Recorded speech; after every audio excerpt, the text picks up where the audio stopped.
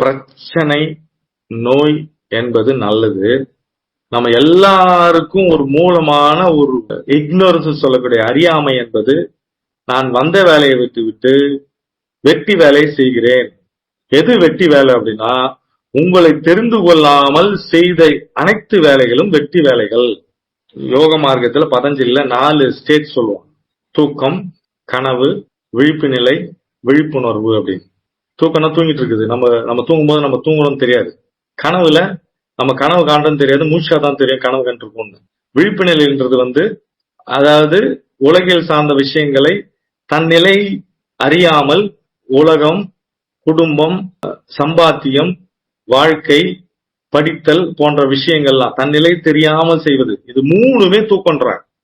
விழிப்புணர்வுன்றது நிஜமாவே நான் யாருன்னு தெரிந்து கொண்ட பிறகு இந்த 3ம் இருக்காது.